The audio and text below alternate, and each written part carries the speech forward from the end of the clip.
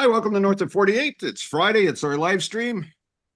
You can join us by getting the Discord link in the instructions underneath the video. The instructions, the details. It's May 10th. Been away for a couple of weeks. Lovely for you guys to see me. And it's 25 degrees Celsius out here in beautiful northern Alberta, home of the Northerns.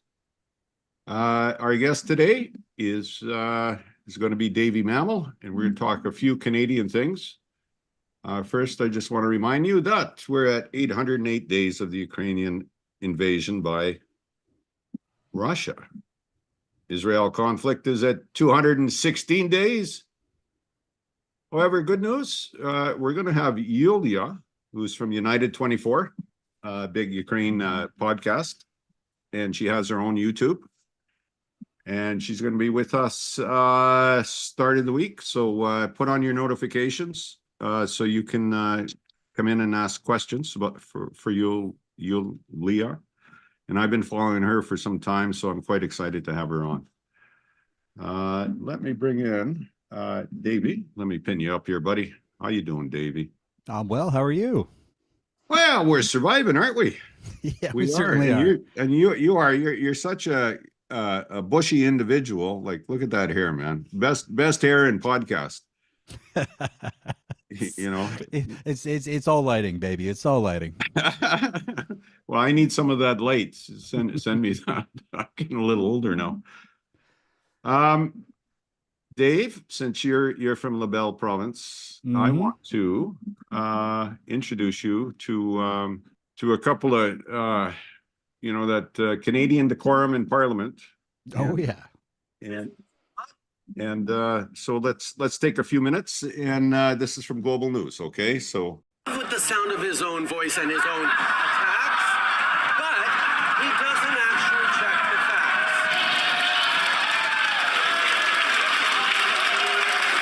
They don't have a plan for the future of the Canadian economy.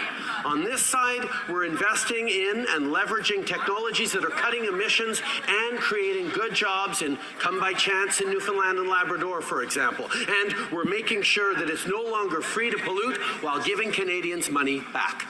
Honourable Leader of the Opposition. So, the high school drama teacher over here accuses others of liking the sounds of their own voices. This from a guy who, if he were made of chocolate, he would eat himself.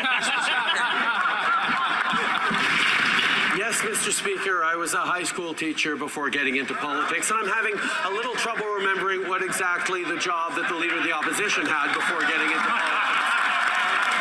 Yes, and he left right in the middle of the semester, and I'm having trouble remembering why. Oh! Leader of the Opposition continues on his personal and his partisan attacks. We're going to continue to deal with... I'm sorry. What part, I have a question for all of you to reflect on. I don't want anybody to shout the answer out.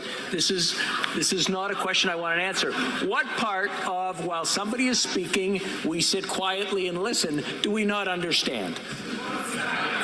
Write me an email if you want, once we're done, and you can explain to me, because I don't understand that. I've looked through the history of Parliament, and there was one case where the Speaker decided that he had had enough of question period, and he left. In fact, the entire sitting was adjourned for around 30 minutes, and I'm really in the mood for that today, so I'm going to ask the Prime Minister to start over from the beginning. I have a hypothesis for you, Mr. Speaker.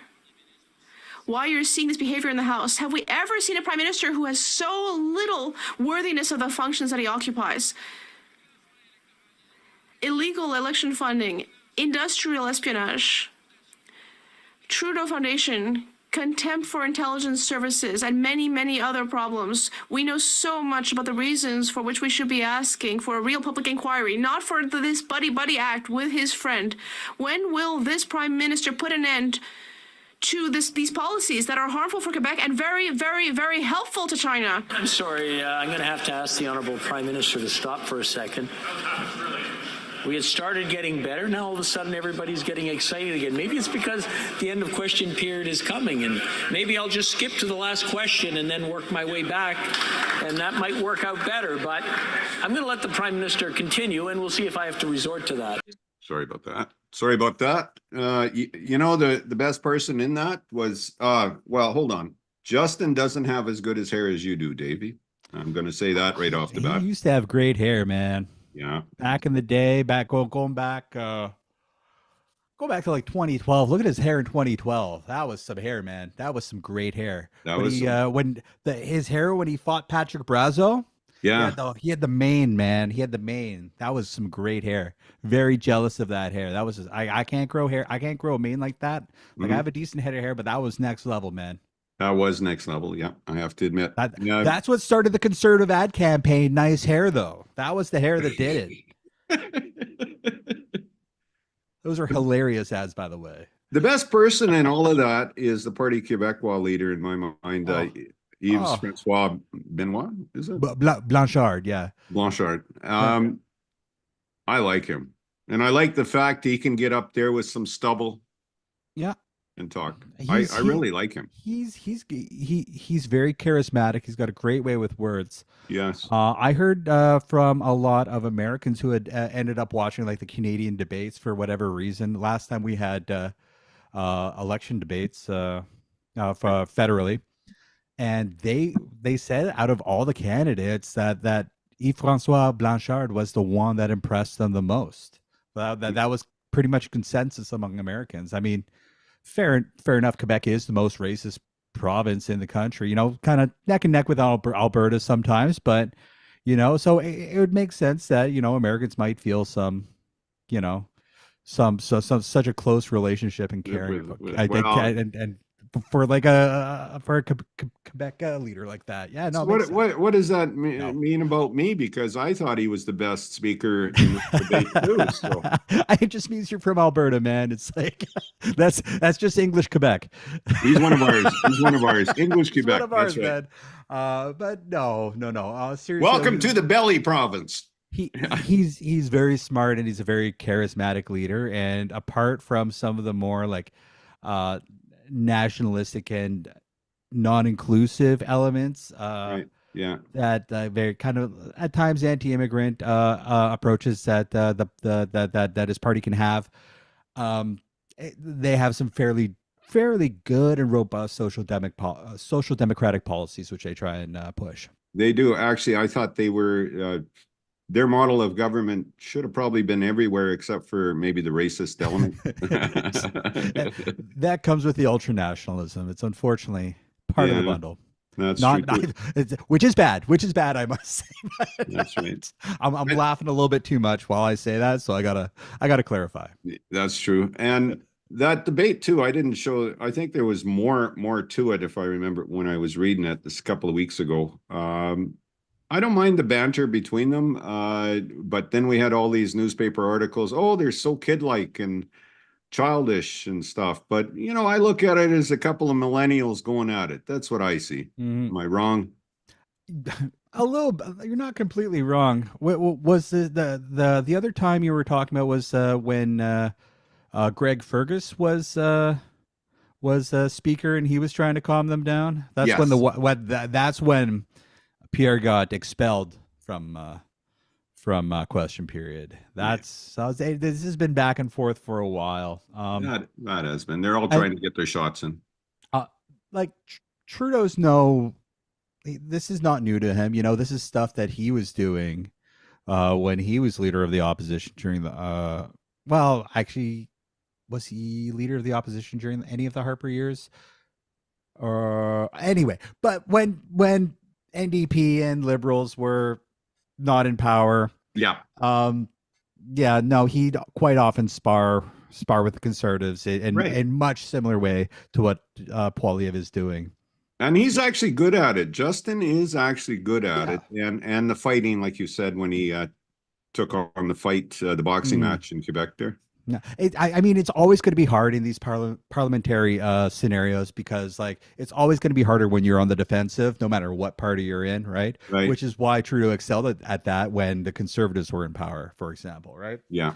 But Pierre Poilievre is this person who does kind of like to push the boundaries and try and cross the lines of decorum in the Right. House and how he generally speaks when he gives an interview. The thing is, he has a hard time if someone else crosses that line along with him, right? To confront him on it. It's a good point. Right. So this is when he starts screaming bloody murder about people not acting right themselves. So Right. it's it's a hard situation. He's got like this kind of, the Conservatives actually have a really fantastic, although toxic, social media kind of campaign that's been in the works for like over a year now, since Pierre Poilievre became leader of the party. Yeah. And it's been extremely toxic. It's been extremely divisive, but it is working. It is working. I think they brought in some American media people too, as well. Absolutely. Helped them. You know, Absolutely.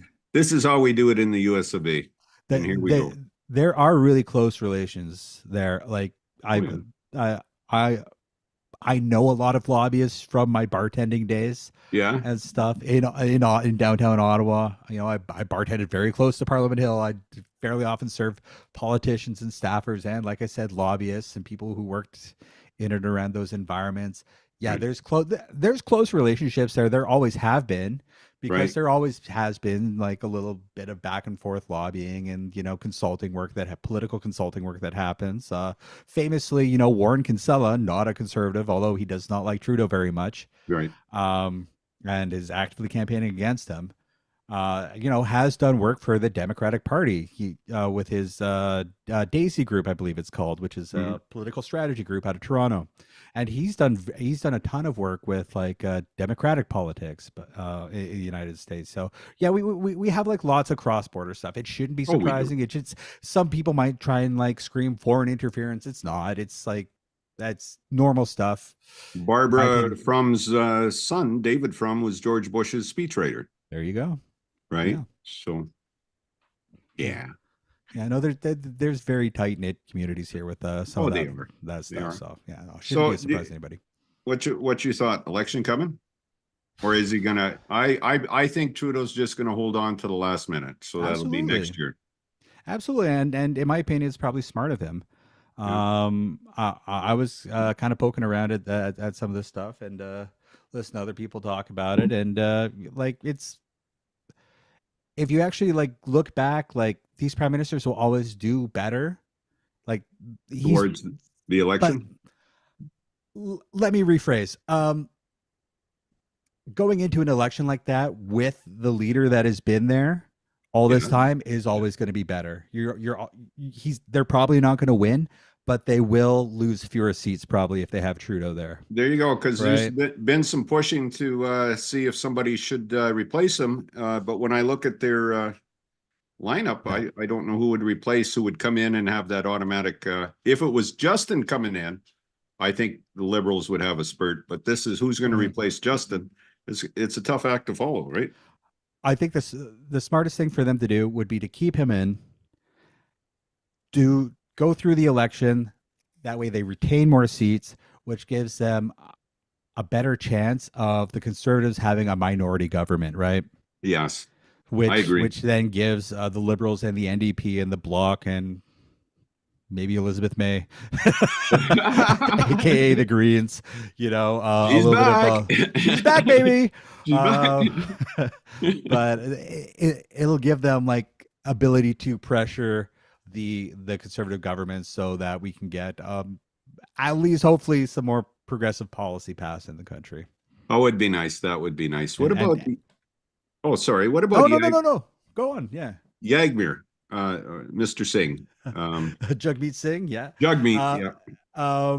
Thank man, you. I don't know. He's pretty useless, man. You're not the first one to say that on this podcast. I'm just saying. Man, I was an NDP guy for so long, man. Mhm. Oh man, I don't know what the guy's doing, man. I I know the NDP's doing some stuff, but Yeah. they got to rebrand, baby. They got to rebrand. Like Well, the it's dental it's- program, hey, is that an NDP win? not yet. No. Not yet. Not till we have a fully implemented program. And as it is, it's completely out in the open for the Conservatives to come in and gut if they wanted to, Right. potentially, right? Um, it's something that's been dragged out as election goodies, kind of. So we get a few sprinkles like here and there every now and again. It's not something that I'm not fully convinced that it's something that the Liberals are committed to. Right. Honestly, in my opinion, it is good that maybe some more kids are getting dental care and stuff now. Oh yeah, for But sure. I honestly think in the grand scheme of things, in like the kind of meta game of politics, it would have been a lot better for the NDP to be pushing something along the lines of electoral reform, which if you think back to 2015, that was one of the big pushes that of the NDP and in previous elections is electoral reform. Well, And if I a recall, lot of Justin ran on that. He was going to he go. ran on. He was going to get rid of the first past the post Yes. system, and they had their exploratory committee, and then they just found out that it was going to be too difficult and too expensive, and they decided not to do it, and potentially not as effective. But yeah, no, they didn't want to do it. I think they realized how many seats they'd probably lose if electoral reform did go through, because they'd lose seats to parties like the NDP and the Greens, and Right. we'd have a much more diverse parliament, which would honestly probably be a lot better for the day-to-day functioning of liberal democracy in Canada. I agree. I agree with you on that. I would like to experience that once in my lifetime, see how it works. And I don't think it'd be more expensive. I can't see that. I mean, there would probably be the downside of us also having like some like pretty out there and radical far right parties. Like it would be a Oh, yeah. political reality that the PPC would get elected, right? That's true. But I think they'd be outliers, really. And That's true. A seat here or a seat there. Lots of seats up for grabs. So I mean, once these people started talking on TV every day, I think Yeah. they might lose those votes. You got that right. And once these rural farmers or whoever who voted them in or Mhm. whatever, they might see, oh, these people aren't actually interested in helping us with our stuff. They're just here to fight some culture or bullshit in the Right. cities that we don't actually care about. So in work, at work, and I go up to the Yukon and back. Justin he's being reviled right now. All right. They're saying Justin years, is man, Justin. Right. The one name I do not hear, which is good, is the guy from the People's Party. Is that Bouchard? Oh, really? Yeah. Yeah. Or no, Bernier? Yeah. Mad Max. Mad Max. So is he getting any traction out east? I haven't heard anything about him, man. He No? pops up during elections. Yeah. I mean, the far right in Canada is very connected to and in tune with the PPC and Max Bernier.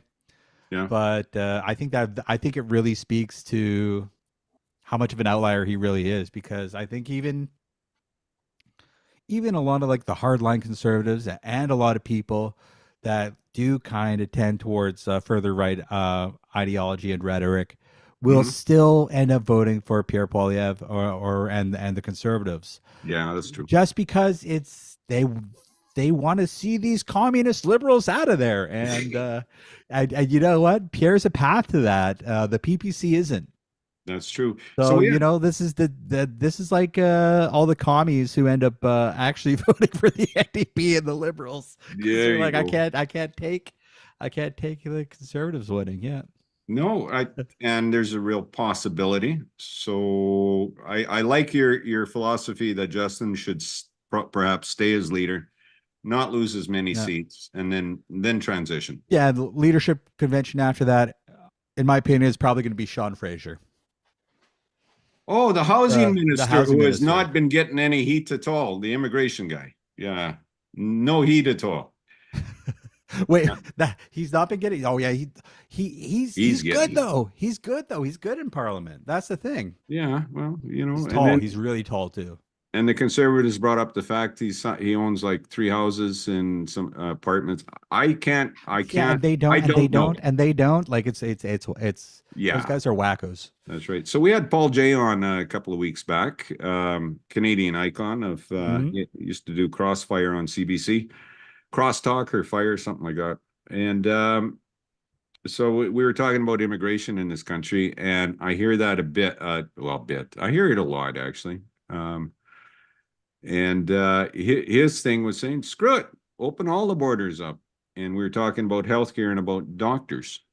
And my doctor sent me a letter saying he won't be my doctor anymore because he's going to look after his family, which is noble. So I thought he had 1,000 patients. He's got 3,000 patients. Yeah, no, it's nuts. And his whole office is closing. So I've been out on these meet and greets with doctors, right? So my wife's doctor, we went down and seen, and she's really nice. Perhaps not originally from this country, but neither am I. So she's got 3,023 patients and says, I have to drop one before I can put you on full time, but she'll look after me because I just got out of the hospital with surgery. And I says, okay, like she'll fill up if I need opioids, I guess, I don't know, which I found out during my stay in the hospital, they gave me a shot. I think it was Seba something. It's 11 times more powerful than morphine. Did you like it? No, I threw up. Fair enough. First 2 days, I liked it. The third day, I did not like it. I was hoping to have a nice sleep. Brutal. Okay, shoot me up. I balanced it to 9 p.m. Okay, now I want it so I can sleep. Oh, I didn't sleep at all. So they came in the next day to give me it. I said, no, get that junk away. What was my point? Anyways, I was talking to Paul Jay on that and the immigration and the doctor issue, and he said, just open it up already. And are in Quebec, they're now going language laws, right? Oh yeah. For immigration, which they've always done, but they're restricting it. So we find a lot of these people who are in Quebec are now migrating across to the West, right? Yeah. Like we have lots of people from Toronto here, to be honest. And it's a different animal, Torontonians. No, they're not good people.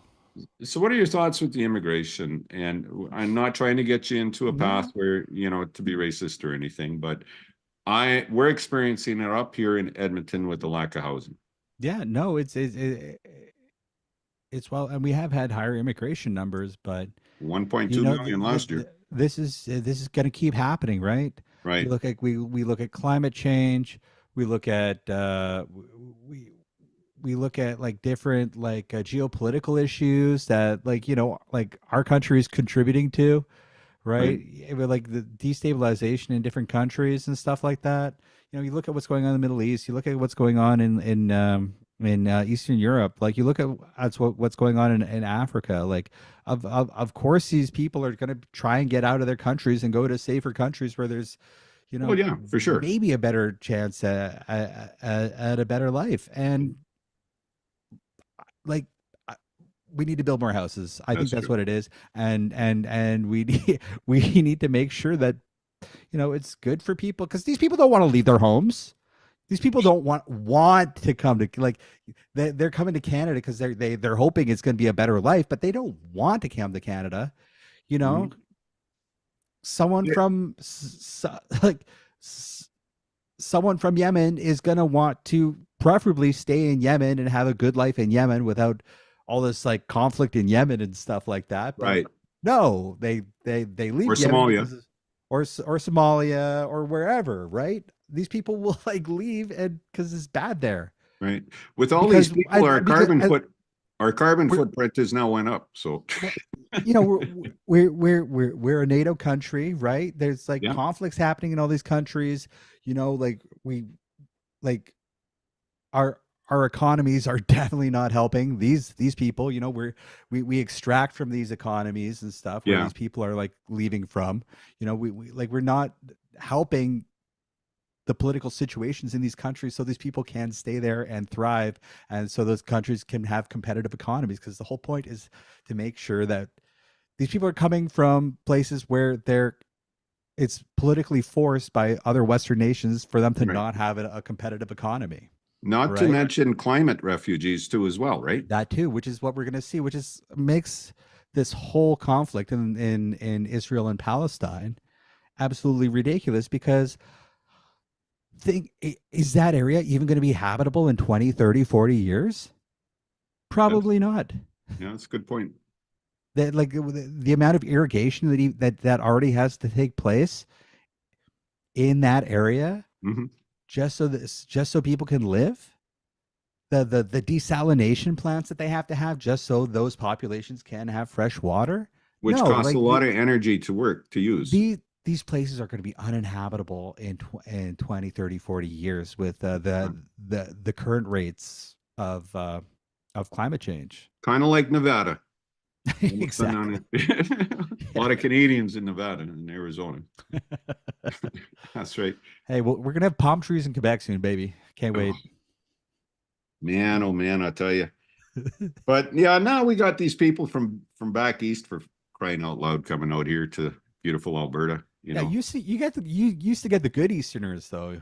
we Right? did. You The used to guys get who all the want to boys off the twist rock. wrenches and drive trucks. Now Hell we yeah, got- brother. Yeah, now we got safe drug zones now, which is okay. However, BC, British Columbia now, They're getting rid of them. they've reversed it. They've gotten permission from the federal government not to have drugs in public. And I'm going to say, Dave, I agree with that. Okay, I'm going to say that. I'm going to say that on two issues. One, I do not like marijuana, the smell of it coming out of a hospital. But then I think, well, that's medicinal, so maybe that's okay. But Mhm. Whoa. yeah, Careful. careful. But in there, we're finding, I mean, the trope about syringes and playgrounds and stuff, you know, that's true. When the kids used to play over here at the park, we used to have to go check the ground first because the people doing that, and this was before the federal law it came in. What are your thoughts on it? Is the federal government, is the BC government I'm actually liking the BC NDP. And it not necessarily for the marijuana aspect. It's just drugs in public in front of kids. Should that be a thing or not? Um, I mean, it's an over 18 product, right? So I mean, it's decrimmed, right? So Mhm. that doesn't mean that you're allowed to use it. That doesn't mean that cops can't take it away from you. Right.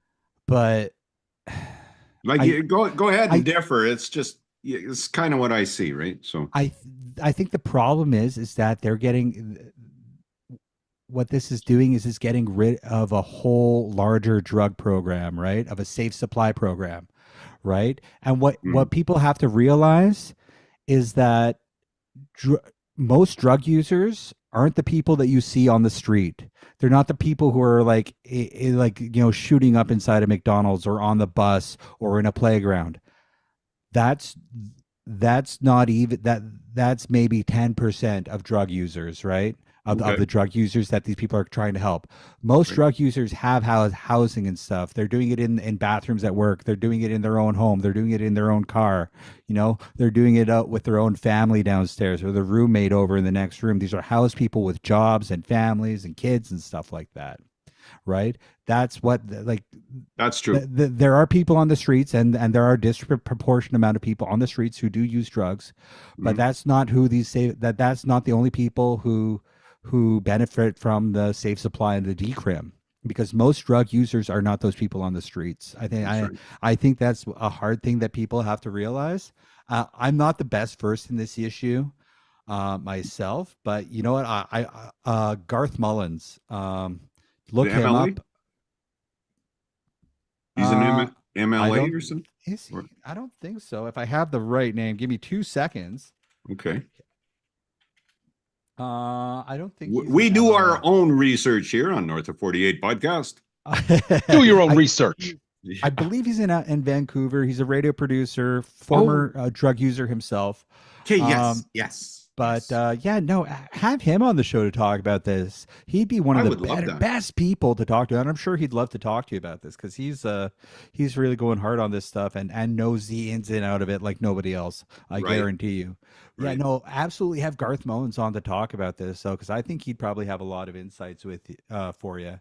Oh, that would be better great. Than I would. Yeah. Well, I'm just trying to wrap my head around it, and the biggest thing is, okay, you have a safe drug site. Yeah. Do you have any, and the provincial government up here in Alberta has been bad about that, is mental health and treatment, funding that part. That's what you need to fund and to help people. I know one guy from the 80s I worked with, he was hooked on heroin, and then he went to that drug to get off of it. They met methadone. I seen him 10 or 15 years later. He was still on methadone, but he had a family and kids and stuff. He was able to function, and he was just saying it was just hard. Methadone's as hard to get off of as heroin, he said. Absolutely. And these hard drugs that come into our lives. I hate seeing some of the kids that I've coached through life, because I was a baseball coach and I was involved with hockey, and they're cranking or doing meth or crack. You know, when I run into them, you see them. I'd like everybody to be healthy. There's issues surrounding people who do go to these drugs, usually through pain in the hospital, or you're started on opioids, because they'll give you morphine on a drop of a dime, it seems, and then you come out and you're jonesing. And crack is cheaper than a lot of these opioids out there. So another thing too is, if you're working up north, if you do crack, it's out of your system within about 24 hours in case you get tested. There you go. You know, the cheap way, and plus you got energy all day, I guess. I don't know. Oh, that's rough. Yeah. What I do for a job is boring. You crank me up, I'll get in trouble. That's what I will do. Yeah. Walter, can I ask you a question about your public? Hold on there. Is that Seattle Rick? Yes, it is. Hello, it's Seattle Rick. Hi, Rick. How you doing? You know, I'm sorry to interrupt your show, but I had a question when you were asking about. Anytime you want. Oh, except now I'm talking, Rick. That's when you be quiet just for a little bit. I want to introduce Seattle Rick to you, Davey. How you doing, Davey? You know, Rick. I know Rick, baby. Yeah, Ravishing Rick. Hi, Dave. We call him Rav4 Rick now. So Rav4 Rick. But my question was more about, like, you were concerned about public use of drugs. Yes. Which, like, we have there are laws around, like, public use of alcohol. Like, you can't just sit in the park and drink. But you can have a bar or a baseball stadium or something like that. So, like, we handle drugs in public differently depending on what they are already. And my question to you is like, would you change the way we handle alcohol to reflect the way that your attitude towards, like, you don't want children to be influenced by it, or whatever? Would you change that? Well, having been in Europe and watching people buy a beer from a local grocery store and then going to the park sitting on a bench, I don't mind that. I would mind somebody hooking up a syringe in front of the kids on the bench, and they get cranked and then leave the syringe, right? So I think there's different aspects of that. Like, beer and wine's been around for thousands of years. And in Belgium, I think they got table beer that they feed to the kids. That would explain Falco. But that way. Now, as far as pot smoking goes, I mean, so I had some neighbors, and they used to put their bongs on the front of the porch. You know, they would be out in public doing that. Not against the law, apparently. I found it when the grandkids come over. You know, I didn't like that, right? So, do you smoke cigarettes in front of your grandkids, or did you at the time? Not at all. I don't smoke cigarettes in front of kids, buddy. Coach from way back. Did my dad and my mom? Yes. We'd be 5 of us in the car. they'd be chain smoking, say, close that window, close that pneumonia hole, right? And then mom would wonder why we'd be throwing up, so she'd get us grubble. You were addicted before you even smoked one yourself. I think so. I think so very much. I guess I am sort of making a greater point that Sure, make you're point, concerned Rick. about. You asked my view, I gave you my view. I'm an open person. I will go with what works in this country. Well, what isn't working is the current policy, right? Because like you got Okay. syringes being left out where they're could potentially harm someone. So that's not working. Right. But I don't quite understand why. And this is No, go why ahead. is drinking a beer in front of a kid okay, but Right. sure, putting a needle in your arm is not. Like, why are they different? It's a very direct question. Why is Well, that it's different? cultural. I think it's cultural more than Yes. anything else. We There you have go. like, you know, these cultural narratives and understandings, like wide understandings of like alcohol's usage in society. I'm not trying to moralize it. I'm just trying to say that's probably what it is. I think you're right. Yes. And I've got European parents, right? And then it was more than once my dad said, "Hey, Nick, go get me a beer from the fridge." Okay. And then when Well, I sounds got like the only older, way to- when I got older, I would open it and have a little bit and bring it to him, right? So Yeah, definitely. My dad used to make wine in the garage, and he'd make it in these like 25-gallon garbage cans, and I'd open the lid, just sip a little bit off the top. But neither here nor there. quick wine story. My in-laws make wine. They're Portuguese. My son's Oh, Portuguese. parent-in-laws. And so I get a bottle, but I think I either opened or it wasn't closed, and I had it out on the shelf, and I had some one day, a little bit actually. It must have been bad because my son came in and he seen me laying on the floor. He said, "You got into John's wine, didn't you?" I said, "I did. I think there's something wrong with it." So just laying on the floor. That's right. My son also says that I'm a better guy when I have a few alcoholic beverages. But it's the same thing. What we're talking about, staying in a medium, right? Like not overdoing it or cranking up heroin and stuff. And should we have? So to your thing, should we have a heroin bar, Rick? Should Yes. Okay. No, I'm just I asking. mean, why? I mean, the only way to normalize it to the point where, like, okay, so right now it's normal to drink a beer in front of, if you're at home and your son's sitting there and you drink a That's beer right. in front of him, no one's going to look twice at it. That makes you a man. And the only way, yes, it does. I'm having a beer on YouTube right now. But the only way to normalize, like, say, smoking weed or heroin, whatever, is to keep doing it in front of kids until it's culturally acceptable by those standards.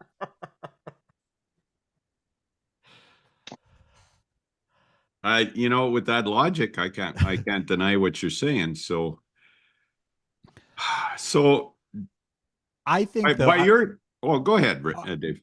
I just want, like, I think though, like all this like decrim stuff and you know, being able to have it out in the public needs to be part of a bigger program to get people off this stuff, right? There's a reason why people, I think when people talk about this stuff, there's a reason why it's focused mainly on people who are like doing it on the streets or like homeless people and stuff like that, right? Yeah. There needs to be a bigger push to like this to be part of a bigger push to house these people and to make sure that these people can actually enjoy their lives like without having to do heroin, because I don't think many heroin addicts will tell you that they want to be heroin addicts. You know what I mean? Yeah. I think it needs to be part of broader social programs and not just hoping that decrim is going to help with stuff, because from what I've heard, it's kind of that the BC government has done the decrim thing and that's all they've done. That they haven't really followed up with enough of the other programs that need to be in place to really help these people along. Because otherwise, like you said, otherwise it's just people who are Well, thankfully, not being harassed by cops anymore. That is a good thing. Yes, yeah, that's But, true. Or getting beaten up. Yeah. You know, and Well, when you treat drugs like a crime problem, you make criminals of drug users. exactly. Yeah. These are people that need help. Right. I don't know the not answer people on, behind bars. I don't know the answer on the drug issue. Even, you know, and I'm addicted to nicotine, which I'm slowly getting off. It's hard, man. It's hard. Yes, sir. I did it. Yes, sir. But got it. You did it. You're my hero for doing that. I still want one all the time. You're my. You warped your mind. When my uncle quit smoking, he used to have dreams of a cigarette butt, but that big, long, and he used to try to wrap his lips around it. So That's funny. that is funny. I think okay, sorry, I thought my microphone flipped. Microsoft Windows is very unstable nowadays. That's what I've been hearing. Yeah, More people are saying this. Now, what I It's like the Boeing of operating systems. It's true. Careful. Everything bad comes from Seattle. Yeah, no back doors. That's Those bars, those, what do they call those bars in Montreal you have, and I forget, the smoking figs or Oh, the hookah bars. Yeah. the hookah bars, right? So you can stand outside. I was down St. Catharines, and you just smell this The flagrant. sweetness, yeah, sweet, fruity kind of flavors. Yeah. I did not mind it, you know. So maybe Rick, if they developed some marijuana that had nice flavors like those vapes to it, but it's very pungent to me and to kids and stuff. I thought it was a skunk, but no, it was my neighbor. And they were next door. So Yeah. I don't. Won't someone know the think answer. of the children? That's right. But I'm sure this is stuff that they're actually working on. You know, as you know, we see, Mhm. you know, cannabis legalized in Canada and more states in the United States. I'm sure there's got to be someone working on changing the smell. Can't be Well, that hard to do. Well, here's the thing. When I was in high school, marijuana would screw kids up. I mean, they drift, they'd listen to music. But now it's so potent. It's so the THC content is extremely, and a lot of guys like me, I've tried CBD oil for arthritis and stuff. So should marijuana now be considered a different class of drug because it's so strong? Should it go by strength? It's been classified in the United States, at least, as the most dangerous drug with no medical purpose. And Biden is thinking of rescheduling it. But currently, that's how it's classified in the United States. I thought he was going to loosen up. It's a Schedule I narcotic. Right. With heroin. Worse than heroin Schedule II. There's a medical use for heroin, they said, when they wrote these laws. Right. Well, cocaine is not even a Schedule I. Like marijuana is viewed by the government in the United States up till, very recently as the worst drug because it's the one that it's the jazz cigarettes, those guys use it. It was the anti-Mexican laws. It was definitely. Definitely. It's just pure racism. And yet hemp is such a useful product that should have replaced cotton, except the cotton guys got all together and made hemp and marijuana illegal in the country, right? Yep. And they used racism to do it. So we've reevaluated some of these laws as time goes on because we realize that white people use marijuana and we don't want to lock them up. So we've changed the laws somewhat. But like I said, I think it should be clear. Rich white people started using marijuana. There we go. Right? Yes. Because they don't care what poor white people do. Right. I'll give you that. But ultimately, kids who went to Ivy League schools were, hitting the bong and, you don't want them to get arrested. So you change laws, you laxen up laws because the truth is everybody likes to smoke pot just as much as everybody likes to drink beer.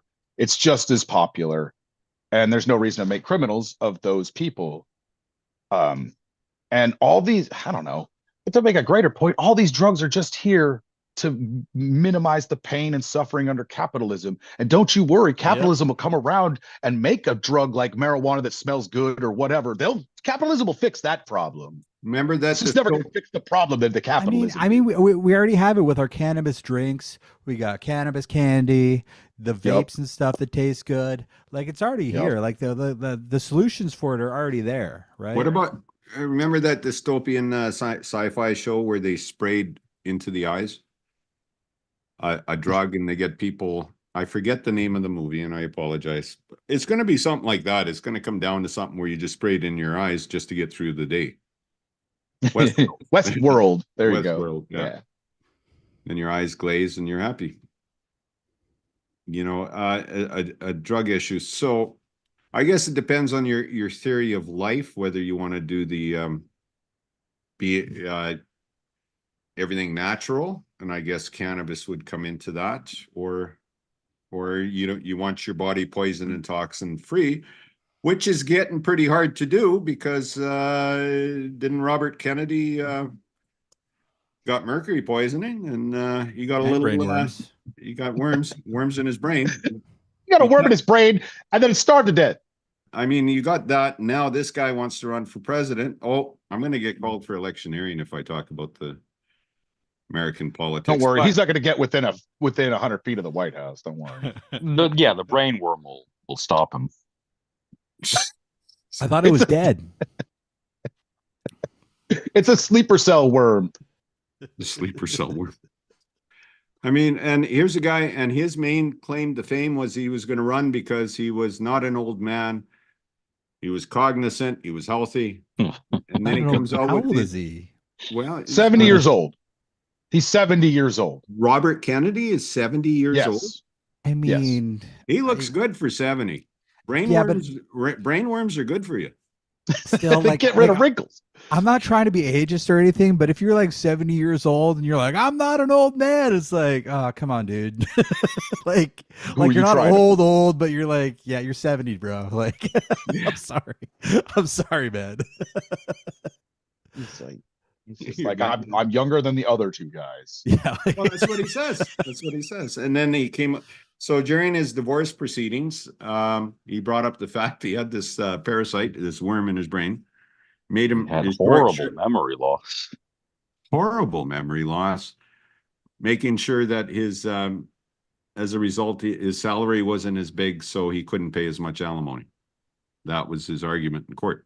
Hey man, how are you going to beat that argument? That's a solid argument. The brain worms make it so I can't pay you money.